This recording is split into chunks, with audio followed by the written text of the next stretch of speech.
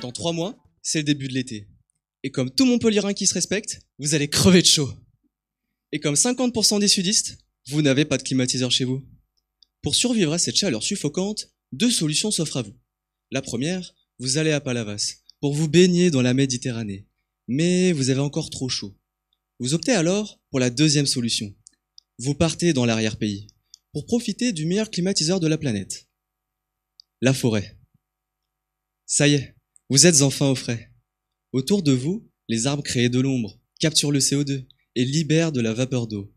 Un ensemble de processus naturels qui refroidissent l'air ambiant et forment un microclimat propre à la forêt. Mais pour que cette climatisation naturelle fonctionne, encore faut-il que la forêt soit en bonne santé.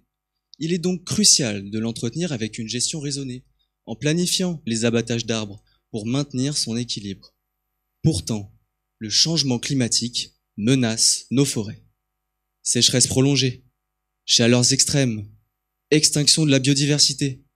Nos forêts s'affaiblissent, ainsi que leur pouvoir de refroidissement. Je vous pose alors cette question. Face au changement climatique, comment repenser la gestion de nos forêts pour qu'elles continuent de nous protéger? Pour y répondre, j'ouvre ce climatiseur naturel. À l'intérieur se trouvent ces engrenages essentiels. Les feuilles. Ce sont elles qui filtrent la lumière et retiennent l'humidité pour ajuster la température.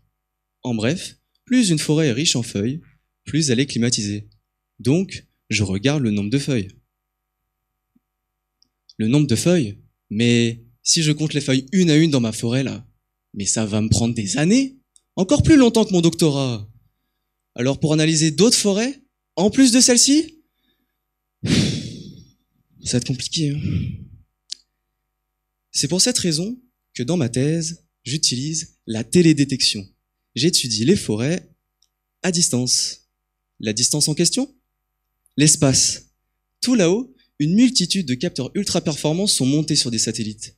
Ils mesurent la température et comptent les feuilles des forêts du monde entier, avec une précision équivalente à la taille d'une maison. En intégrant ces données spatiales dans une intelligence artificielle, je peux identifier les structures forestières qui offrent la meilleure climatisation possible. La crise climatique bouleverse nos vies, mais aussi nos forêts. Des enjeux écologiques sans précédent nous attendent, bien au-delà de ces 180 secondes, et nos forêts devront y être adaptées. Avec mes recherches, je vais pouvoir guider les pratiques d'exploitation forestière, afin de préserver la biodiversité et garder une planète fraîche et habitable.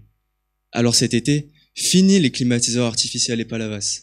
Protégeons nos forêts, pour que nos climatiseurs naturels d'aujourd'hui restent ceux de demain.